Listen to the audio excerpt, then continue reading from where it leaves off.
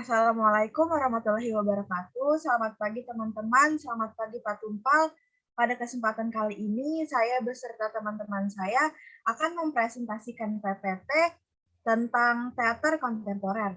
Saya Restu Widi. Saya Mutiara Triapriani Cahyadi. Saya Rehlina Girsang. Saya Ivana Ros Cahyadi. Saya Maria Kathleen. Saya Sri Yulia Kartika.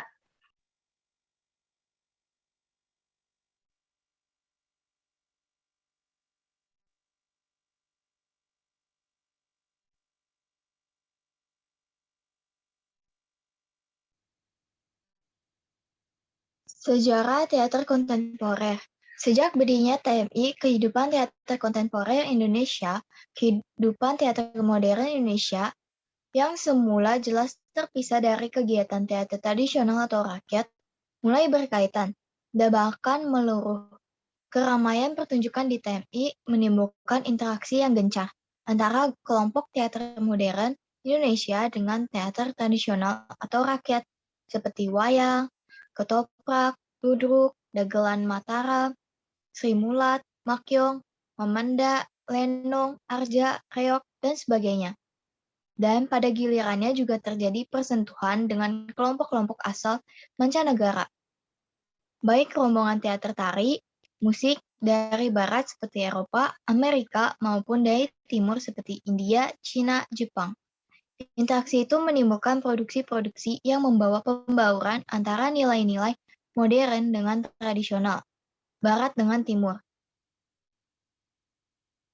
Juga terasa ada penggalian pada tradisi Indonesia sendiri secara sadar dan intens.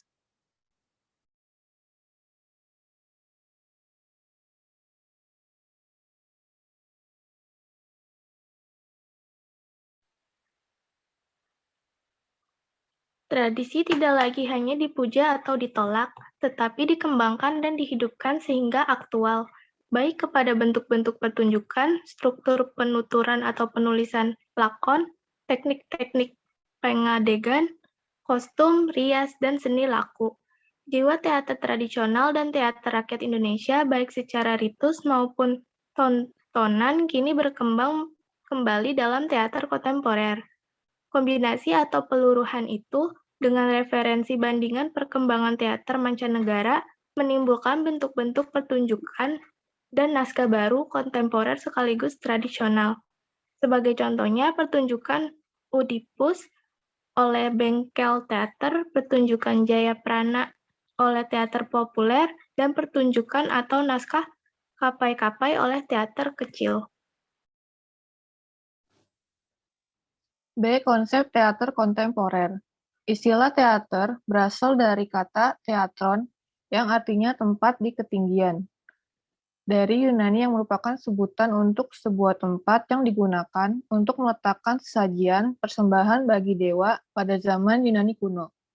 Sedangkan dalam KBBI, teater adalah gedung atau ruangan tempat pertunjukan sandiwara film.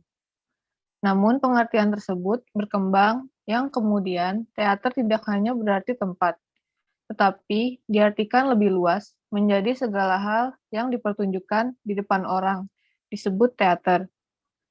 Maka dapat ditarik kesimpulan bahwa teater kontemporer adalah merupakan suatu jenis seni tari yang dimana konsep serta unsurnya mengandung unsur kekinian.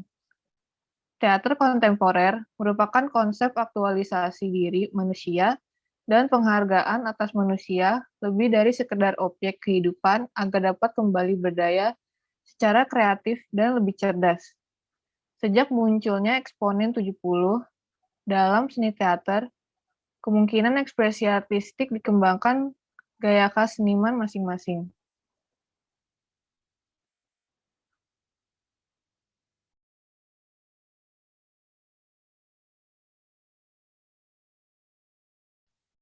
C. Ada ciri-ciri teater kontemporer. Yang pertama itu bercirikan pada teater puitis yang dinamik, energik, bebas, dan tidak mempunyai bentuk yang baku. Yang kedua itu merupakan sebuah hasil dan gagasan atau ide daripada sutradara itu sendiri. Yang ketiga, menggunakan bahasa nasional atau internasional di dalam dialognya. Yang keempat, pertunjukan teater diselenggarakan sesuai dengan tema. Yang kelima, dapat dilakukan pada pentas tertutup atau pentas terbuka, tanpa atau dengan panggung bahkan di jalanan. Lalu ada berisi nilai atau pesan dari isi gagasan dan ide sutradara yang hendak disampaikan pada penonton targetnya. Lalu ada dialognya itu sebagian dari naskah dan sebagian juga dari improvisasi. Lalu unsur humor yang menonjol, dan yang terakhir itu ciri-cirinya masuknya unsur-unsur teater rakyat tradisional etnik. Sekarang kita masuk ke dalam prosedur teater kontemporer. Prosedur seni peran teater kontemporer, persiapan pekerjaan produksi, mempersiapkan bentuk kepanitiaan, yaitu orang yang bekerja berdasarkan pembagian tugasnya. Seperti adanya pimpinan, sekretaris, dan koordinator persiapan pekerjaan artistik persiapan yang dilakukan oleh seorang dengan merancang pengaturan panggung, juga mempersiapkan properti yang dibutuhkan oleh para pemain. Seperti persiapan karya dan penampilan teater, mempersiapkan naskah teater, memastikan aktor atau pemain, mempersiapkan tata rias, mempersiapkan tata busana, mempersiapkan tata lampu, mempersiapkan tata suara, dan mengendalikan kondisi penonton.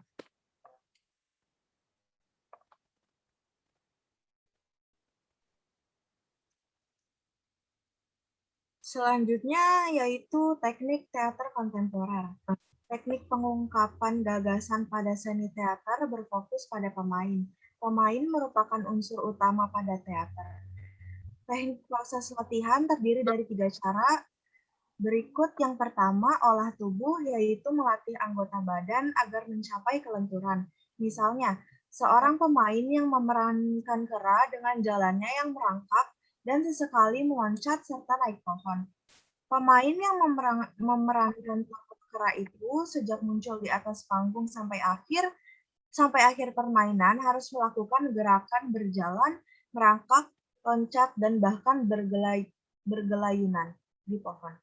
Yang kedua yaitu olah vokal, yaitu menguasai tempo cepat, lambat pemain dalam mengucapkan kalimat, menguasai dinamika penekanan pada sebuah kalimat, intonasi kalimat yang baik, artikulasi yang baik, agar setiap kata dapat disampaikan dengan jelas. Yang ketiga yaitu olah sukma, yaitu melatih konsentrasi agar terbiasa memusatkan pikiran terhadap suatu dengan penuh konsentrasi, maka dapat terhindar dari lupa dialog, juga lupa blocking atau permainan tempat. Serta gestur atau sikap badan. Selain teknik di atas, juga terdapat macam-macam gerak yang dilakukan pemain pada pertunjukan drama, yaitu yang pertama ada movement atau perpindahan tempat pemain dari satu tempat ke tempat lain. Ada juga gestur, gerak badan dengan anggautannya ke kiri, ke kanan, berputar ke belakang dengan salah satu kaki sebagai porosnya. Yang kedua ada business, gerakan kecil yang dilakukan, misal gerakan tangan, jari, kepala. Yang ketiga ada guide, yaitu gerakan besar, misalnya cara berjalan. Yang terakhir ada detail, yaitu gerakan yang lebih kecil, misalnya kedipan mata, menarik nafas, mengernyitkan alis atau dahi, dan sebagainya.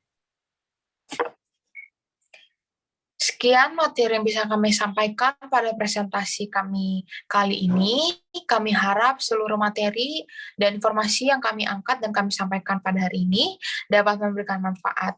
Dan mohon maaf apabila ada kata-kata yang tidak sesuai. Sekian dan terima kasih.